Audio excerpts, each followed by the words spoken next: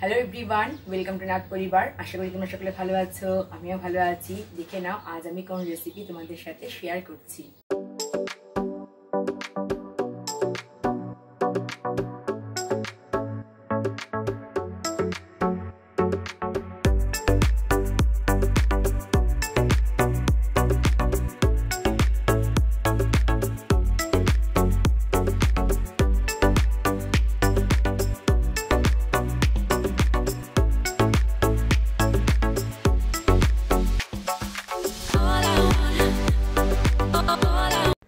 আজ আমি তোমাদের সাথে শেয়ার করছি লাউয়ের রেসিপি।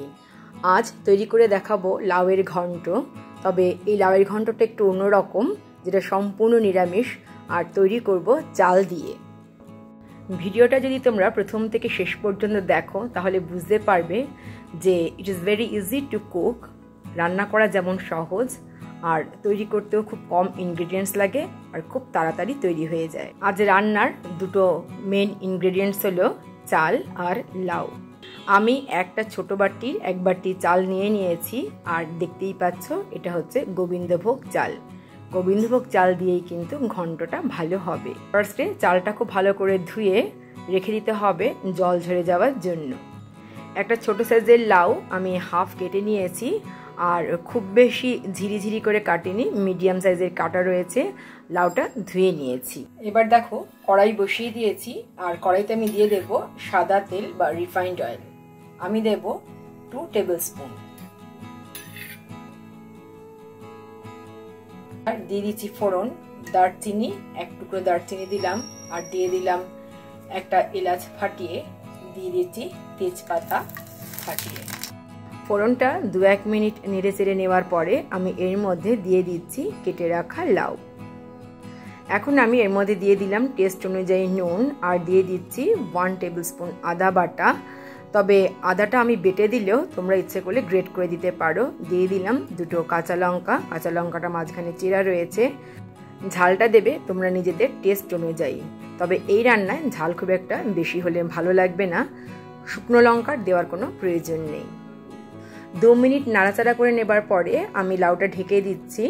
যেহেতু লাউটা খুবই কচি তাই বাইরে থেকে আর এক্সট্রা করে জল দেওয়ার কোনো প্রয়োজন নেই।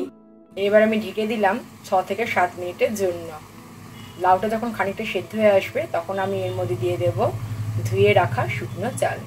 7-8 মিনিট পরে আমি ঢাকনাটা খুলছি। এই পাচ্ছ কতটা জল বেরিয়েছে আর লাউটা কিন্তু প্রায় সেদ্ধ হয়ে এসছে।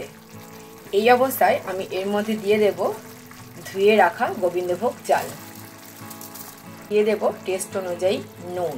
একটু ভালো করে নেড়ে দেব। যেহেতু চালটা দিলাম এই চালটা খুব ভালো করে চারিদিকে ছড়িয়ে দিচ্ছি।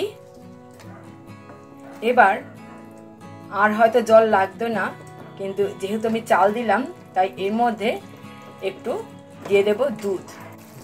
দেখতেই পাচ্ছ 1 বাটি দুধ নিয়ে নিয়েছি, দুধ দিয়ে দিলাম। এবার ভালো করে একটু নেড়ে দেব। ইচ্ছে করলে তোমরা দুধের পরিবর্তে জলও দিতে পারো, তবে দুধ দিলে অবশ্যই খেতে বেশি ভালো লাগবে। এবার আমি 5 মিনিটের জন্য ঢেকে দিলাম। এখন আমি তোমাদেরকে দেখাচ্ছি 5 মিনিট পরে। একটু নেড়ে দেব, চালটা আরো একটু ফুটবে, আরো একটু ঢেকে দিতে হবে। এখনো কিন্তু চালটা সম্পূর্ণ ফুটে ওঠেনি। আরো একটু দুধ দিয়ে ঢেকে দিতে হবে, তাহলে চালটা ভালোভাবে ফুটে উঠবে। এখন আমি তোমাদেরকে 6 মিনিট পরে দেখাচ্ছি। দেখতেই পাচ্ছ চাল আর লাউ সবই কিন্তু খুব ভালোভাবে সেদ্ধ হয়ে গেছে।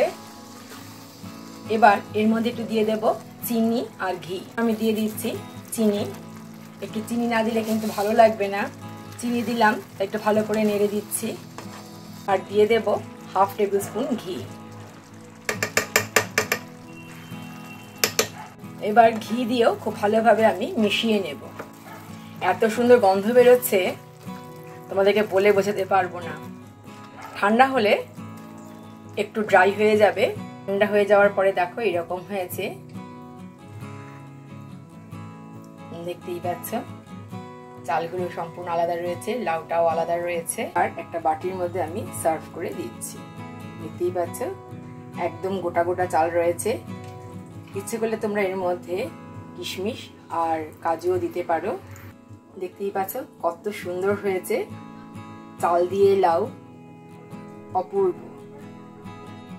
যেহেতু এটা সম্পূর্ণ নিরামিষ রেসিপি, তো যে কোনো পুজোর ভোগেও কিন্তু এটা তৈরি করে দিতে পারো। ভিডিওটা প্রথম থেকে শেষ পর্যন্ত দেখার জন্য অসংখ্য ধন্যবাদ। আশা করি আজকের ভিডিওটা সকলেরই ভালো লেগেছে। তাহলে আজ এই পর্যন্তই, দেখা হবে তোমাদের সাথে আবার নেক্সট ভিডিওতে। ততক্ষণ পর্যন্ত তোমরা সকলে ভালো থেকো, টাটা।